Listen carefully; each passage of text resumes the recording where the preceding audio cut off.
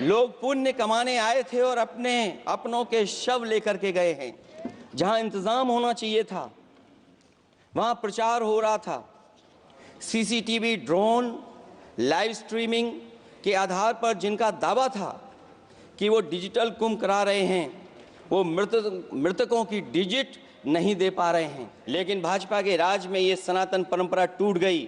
28 और 29 जनवरी की दरमियान रात कुंभ में बड़ा हादसा हुआ था, जिसको लेकर सरकारी आंकड़ों के मुताबिक कुंभ हादसे में 30 लोगों की जान गई थी। इसी को देखते हुए संसद में सभा नेता अखिलेश यादव की पीड़िता को न्याय देने और आंकड़े जारी करने की मांग जारी रही। बहुत सारे आंकड़े सरकार ने दिए हैं।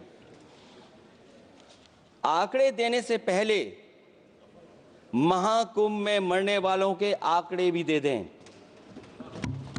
महाकुंभ की व्यवस्था के बारे में स्पष्टीकरण देने के लिए मेरी मांग है, अध्यक्ष महोदय, सर्वदलीय बैठक बुलाई जानी चाहिए।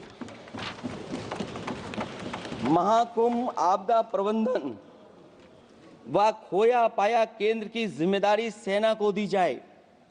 महाकुंभ हादसे के शिकार लोगों की मृत्यु, घायलों का इलाज, दवाइयों, डॉक्टर, भोजन पानी, परिवहन की उपलब्धता का आंकड़ा संसद में पेश किया जाए। अध्यक्ष महोदय, हम डबल इंजन की सरकार से पूछते हैं, अगर अपराध बोध नहीं था तो आंकड़े दबाए, छिपाए और मिटाए क्यों गए हैं? सच छिपाना और मिटाना भी तो अपराध है। इसका दंड कौन भुगतेगा? अध्यक्ष महोदय, जहां इंतजाम होना चाहिए था वहां प्रचार हो रहा था। एक धार्मिक समागम में डबल इंजन का राजनीतिक प्रचार अशोभनीय है, निंदनीय है। इतने बड़े हादसे के बाद कम से कम अब तो वो होर्डिंग उतरवा देना चाहिए। बल्कि ये भी कहा गया कि पहली बार धरती पर इस तरह का डिजिटल और जो आधुनिक चीजें हैं, टेक्नोलॉजी, उसका इस्तेमाल कर करके महाकुंभ होने जा रहा है। सीसीटीवी, ड्रोन, लाइव स्ट्रीमिंग के आधार पर जिनका दावा था कि वो डिजिटल कुंभ करा रहे हैं, वो मृतकों की डिजिट नहीं दे पा रहे हैं। एक तरफ तो जो लोग डिजिटल डिजिटल डिजिटल अध्यक्ष महोदय कहने को थकते नहीं हैं, लेकिन जब कुंभ में इतना बड़ा हादसा हो गया है तो यही सरकार डिजिट नहीं दे पा रही है।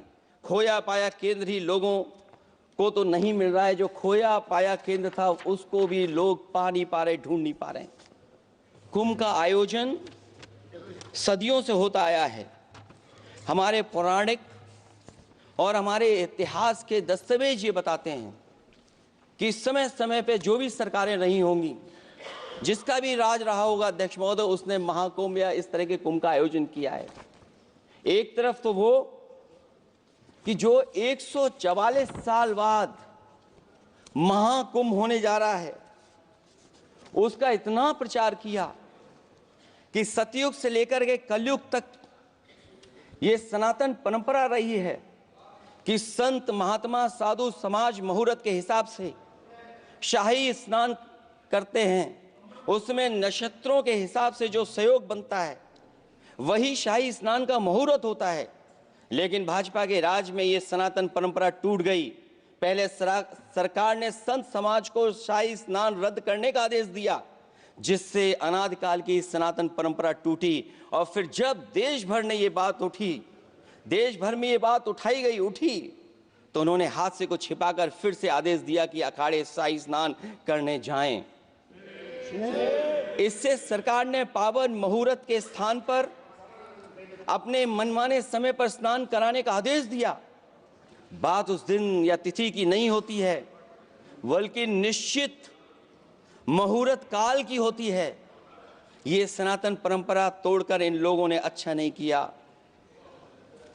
और ये क्या परंपरा टूटी है कि नहीं टूटी है, मैं समझता हूं अध्यक्ष महोदय मुझसे बेहतर सामने वाले ज्यादा जानते होंगे इसके बारे में।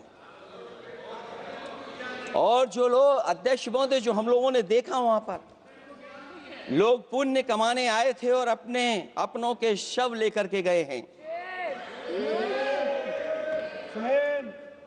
चमत्कारी करिश्मा तो ये हुआ है, श्रद्धालुओं के शव मिल गए थे, पर सरकार स्नान करने वाले मरने वालों की बात स्वीकार नहीं कर रही थी।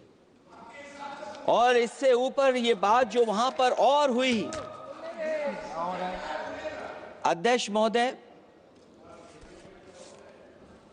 जब ये जानकारी हो गई कि कुछ लोगों की जान चली गई, लाशें हैं जो मोर्चरी में पड़ी हैं, अस्पताल में पड़ी हैं, उसके बाद सोचिए सरकार क्या कर रही है। अपने सरकारी हेलीकॉप्टर में फूल भर करके फूलों को डालने का काम किया। सोचिए, ये हमारी कहाँ की सनातनी परंपरा है। मैं जानना चाहूंगा सदन के माध्यम से हमारे माननीय सदस्य